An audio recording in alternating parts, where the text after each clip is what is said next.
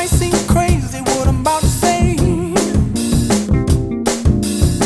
Sunshine, she's here, you can take a break. We noticed that there was a lot of mud and water washing out where the children, the car riders came in each morning, and they were tracking it in. Well, there was a lot of mulch on the sidewalks in front of our school, which there was dirt coming out, and the plants, it was almost like eroding, and we had to fix that somehow. Well, we took the students out and walked them around the building and talked about things we could do, and they seemed interested in trying to help solve that problem. Well, we wanted to get all the dirt and the wood chips back to where they were supposed to be and put a border so they wouldn't fall again.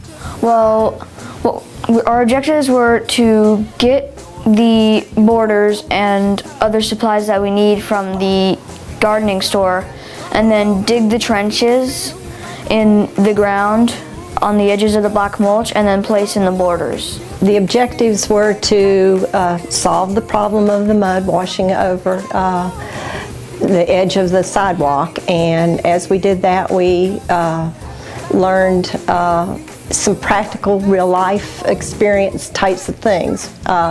In your own home, you would possibly have a problem that you needed to solve, and we thought that we sort of led the children in learning the steps and the ways to solve those kinds of problems.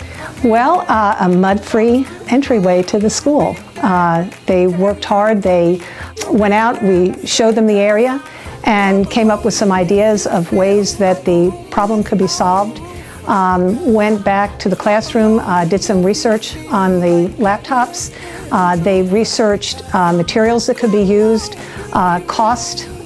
They did estimating after taking measurements of how many of the materials that they decided on, the edgers that they decided on that they would use.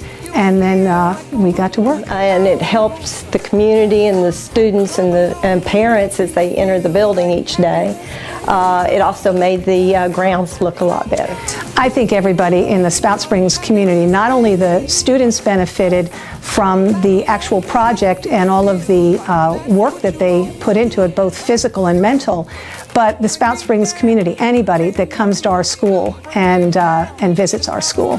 Well, the process started with us meeting with our students and walking around the building, looking at areas that we could concentrate on, a problem we might be able to solve, and we identified the problem in front of the building. We divided into groups and gave each student a type of edging, and they researched that on the internet. They made a pro and con list. Of course, we were concerned about costs. We measured the distance that they were going to have to cover, and then they had to determine how much of their edging it was going to take and the total cost of the edging. After that, they had to prepare a presentation in front of the principal, try to convince the principal that their edging would be the best. And after that decision was made, the following cluster had to do the installation. It solved our problem. Oh, I think it was very rewarding to see that done. I guess I was very impressed how much those kids worked together to really accomplish a goal. It made me feel good. It made me feel like we were helping the school and making it look like a better place. If you know what happiness